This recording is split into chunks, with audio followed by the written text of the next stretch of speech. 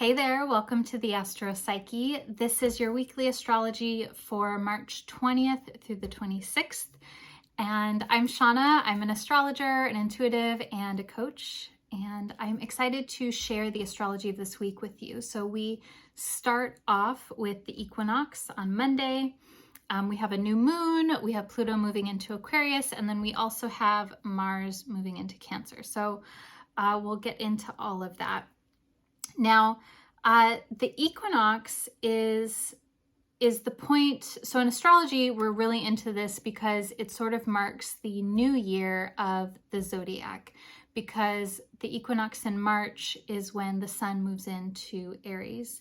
And so it's really interesting because we think of the sun moving into Aries and the new year, and it's like, yeah, like action and movement and moving forward and a lot of energy. And the equinox is also like it seems contradictory because the equinox is a pause point. It is the one day or one of 2 days in the year when the daylight hours and the nighttime hours are exactly equal everywhere in the world. And it marks the point where either the days or the nights start to get longer. It depends on which hemisphere you're in, but it marks this point where in the northern hemisphere, the days were starting to get shorter and shorter and shorter and shorter, and then they begin to get longer and longer and longer and longer after the equinox in March. And so the equinox is this point of pause before shifting directions. And so this has kind of an internal energy to it if we allow it to come in. And I think it's really interesting that we also have a new moon happening the day after the equinox. So this new moon this week is on Tuesday, the 21st of March at 10:23 a.m. Pacific time. And it's happening at the very beginning of the sign. It's at 0 degrees of Aries.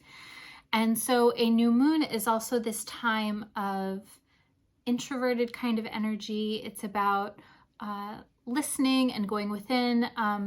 The moon is about our emotions, but it's also about our physical body and our day-to-day rhythms. And so around the time of the new moon, energy can be a little bit lower. We may feel like taking it easy. And I find that people that have a lifestyle or responsibilities that require them to be more extroverted constantly, and there's no opportunity to introvert a little bit more around this time, it can be a little stressful. And so I really encourage you early in the week to take that extra time, even if it's just a couple of minutes, to find some quiet, to find some places of either like physical stillness, where maybe you just lay in bed for a couple of minutes before you get out and feel your body and feel your breath, or formal meditation, or a movement practice. And that can be simple as walking or skating or surfing or dancing, or just doing movement, organic movement that feels good to you. That is a healthy outlet and channel, and that will create space psychically for that more introverted energy that we're experiencing of the equinox and the new moon to manifest itself in your life. And the other piece of this too is that we have more energy here now in the sign of Aries. And for you personally, wherever Aries is in your birth chart, so whichever house it is ruling, this is an area that is receiving more attention because the sun is there. The sun acts like a spotlight. The new moon is there. And so the new moon is this point of conception, this point of planting a new seed that will continue to grow over the next month and over the next 6 months. So also like paying attention to the newness, the little seeds that are that might be being planted. And this often comes in the form of intuitions or hunches or little things that you want to check out. So definitely pay attention to that. Even if it's something that you can't, especially if it's something that you can't act on now, but make a note of it and don't let it slip away, because those little seeds are very important. They can grow into beautiful flowers. And the other thing too is now, so we've had a lot of Pisces energy going on, right? The last month or so. So now we're transitioning where the sun is moving into Aries. It's joining Mercury in Aries and Jupiter in Aries. And I really like this for us because not only is the sun here, but it's also connecting. So the sun is our vitality, our energy, our that part of us that wants to express and be generous. And it's connecting with Mercury in Aries. Mercury is our mind, our thought process, communication. And Jupiter in Aries, Jupiter is what allows us to grow and expand, to be inclusive. And Jupiter is about opening new possibilities and having more possibilities, having more options. So this area of Aries for us is wherever that's falling in your chart. It may be really interesting to look at what house that is and what that house symbolizes, because that's an area that you can have more growth and abundance, and that there can be more options, more possibilities over the next month. Okay, so the other thing that's happening is we have Pluto moving from Capricorn to Aquarius. This is happening on Thursday, the 23rd. And of course, this is a big deal because Pluto only changes signs about every 15 to 20 years. So whereas most of the planets, excluding retrogrades, usually the planets have a consistent movement through the signs where they stay, roughly about the same period of months or years, depending on a retrograde period. But Pluto's orbit is, it's sort of like oblong shaped. So it's a little erratic in the way that it moves through signs. So sometimes it's longer or shorter. The point is that it's making this change that it hasn't made in a long time. It hasn't changed signs in a very long time. And it will be in Aquarius for the next 20 years or so, the next 21 years. It'll move from Aquarius to Pisces in 2044. And so there's sort of two different ways to look at this, two considerations that I want you to take away from Pluto changing signs. Number one is that Pluto is a collective planet, and we can think of Pluto as the way that we think about generations. So we have sort of like chunked our different generations into these themes. We have the boomers, we have the Gen X, we have millennials, we have Gen Z. I think the next one is Generation Alpha. Correct me if I'm wrong. And so we have this sort of, it kind of becomes like, I think it can be helpful, but it kind of becomes like a stereotype or a caricature in a way of the different generations based on the experiences that they've had. That they collectively have experienced, whether that is wars or pandemic or the rise and fall of certain kinds of technologies. And so these experiences that these people, that like a broad, massive amount of people experience, that shapes them in a very particular kind of way, and that has certain effects. And so we can think of Pluto in the signs in this way, where it's less of a personal situation. It's not like Pluto moves into Aquarius and it's going to radically shift things. No more in the way that we would say, okay, you know, the boomer generation is ending and now it's going to become Gen X. It's not like there's some marker or something that happens usually, but it's more we're like, okay, what are the themes and the patterns that are happening from one sign to the other, and how does that inform our understanding of the collective energy of generations? So that's one way. That's the collective, and all of the outer planets are like that. So we have that with Neptune and Uranus and even Saturn to a certain extent. The other piece is that because Pluto is a collective planet, when it aspects your personal planet in your birth chart, it's connecting you into the collective energy of Pluto. So it's connecting you into collective experiences of Pluto. Pluto is associated with power, control, power dynamics,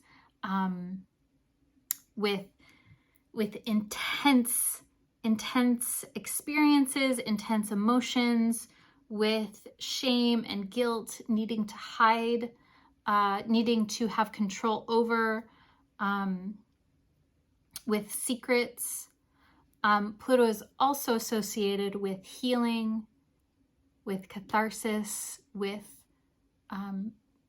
deeply rooted, like foundational healing, healing of trauma. It's associated with psychotherapy. It's associated with psychic structures, and Pluto is also associated with mediumistic abilities. So like connections with the unseen, connections with departed ones or ancestors. And so this is the other piece of this, where if you have Pluto that's aspecting a personal planet or a personal point in your birth chart, or if you have Pluto making a transit to your personal planets, that's going to be a big deal for you because it's connecting you into collective energy. And so Pluto's transition from one sign to another is going to essentially be the ending of a transit for some people with planets in the late cardinal signs. And this change is going to be also a beginning for people who have personal planets in the early degrees of the fixed signs. And of course, it's so much more complicated than just this one thing. So if we were sitting down and looking at your chart, we would look at the Pluto transit, we would look at the context of your whole chart, and I would ask you questions about your life in the context of what's happening for you right now. And I want you to know that it's like this collective change, but it's also a change that we are all going to experience differently based on our birth chart and how Pluto is connecting into our birth chart. So I hope that makes sense. I realize that was a long, if it doesn't make sense, don't worry about it. Pluto's changing signs. It's a big deal collectively. We'll talk more about that in the coming weeks, I feel. And if you have questions about this change with Pluto or anything that I've talked about, please leave a comment. I always love hearing from you. Okay, so the other thing that's happening this week is that Mars is moving into Cancer. And I like this for us for a few different reasons. So number one, Mars has been in Gemini for a long fucking time. It's been in there for a long time because it was retrograde in Gemini. And so when a planet's retrograde, not only does it move backwards in the zodiac, or it appears to move backwards, but it also moves really slowly. So it's been there, especially the retrograde period was from late October to early January. And so we've all had a lot of focus with Mars, which is action, initiation, confrontation, our physical energy and vitality that's been emphasized in Gemini, which is about communication, thought processes, even like business and technology to a certain extent. And you're going to see this too when you look at where Gemini is, which house it is in your birth chart, because that area of life has been highly emphasized by Mars. Now, so this movement into Cancer, Mars typically doesn't like to be in Cancer. It's a challenging sign for Mars to be in because Cancer's about going with the flow, and it's watery. It's about feelings and emotions, and Mars is about action and doing things now. From a traditional standpoint, Mars is also in its fall in Cancer, and so this is seen as where Mars things like physical energy and standing up for oneself may require a little bit more effort when Mars is in Cancer. But I like it because I feel like it's a softer energy for Mars, where it's been so concentrated in one part of the zodiac for so long that it may feel kind of like a softening of that sort of energy, and like taking the focus off of Gemini for a little bit. And so along with all of that, we have the new moon on Tuesday, and then we're moving, once that happens, that moves us into the waxing phase of the moon. So for the next 2 weeks. So the waxing phase of the moon is fantastic for moving forward with projects, for taking action, for initiating new things. I always like to start new things at least like a day or two after the exactness of the new moon, because that's when the moon is starting to become visible more. And we like that because the light is bringing light to things. It's the light of the moon is a symbol of growth and manifestation. So if there's anything that you've been wanting to do or wanting to try this next week, so like Wednesday forward is really great for that. And with that, let's pull a card.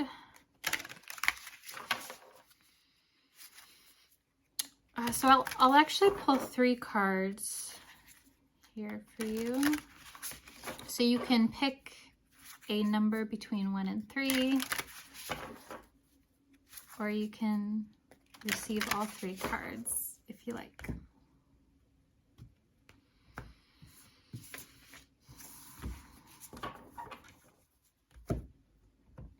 Okay.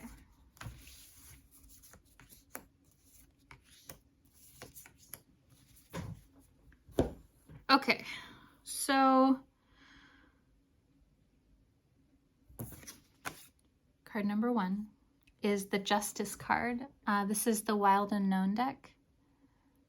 So Justice is interesting. This is a strong card. This is about knowing that things are going to work out in a way that has law and ethics and justice, of course. Justice is also about not cutting corners and like really honoring and doing the thing that you feel is right for you. Sometimes before I film, I pull a card to just sort of like guide the container of this video. And the card that I pulled was the Lovers. And I'm bringing that in also because the Lovers is about being true and authentic to yourself, your integrity, your morals, and who it is that you are. The Lovers is about not making sacrifices to your own desires, and that through that authenticity process that you align with the situations and the people that resonate very deeply with you. And so the Justice feels like an external manifestation of that integrity. And of course, it's also about balance. I also pulled so the second card is the 2 of Cups. Second card, 2 of Cups, 2 twos. So the 2 of Cups is typically a card of partnership. It's typically about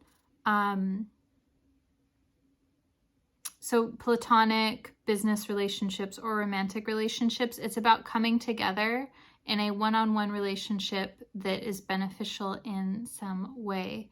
And it's also about emotional connection as well, because the cups are about emotions. And then I also pulled as the third card, the Four of Swords. And the Four of Swords is about rest. It's about meditation, rest, like what we were talking about in the beginning, really laying low and letting your introverted self come in. This is about thinking, like letting things become more clear by inaction, by not doing anything. And so when I'm looking at these, it's like there's an issue, justice, there's like a situation that needs to be dealt with, and there may be a person that can help you with that, and it feels really important for you to have some sort of rest or inaction in the process. Now, this the Four of Swords is different than the Hanged Man of inaction. The Hanged Man is also about inaction, but this is more, the Four of Swords is more about like taking care of yourself and restoring your mind, body, and spirit through whatever way. You know, it might be like you might need to move to do, you know, like physically move to do something, but it's taking care of yourself. All right, I hope that you found this helpful. I'm sending you so much love and wishing you a wonderful week. I'll talk to you soon. Bye.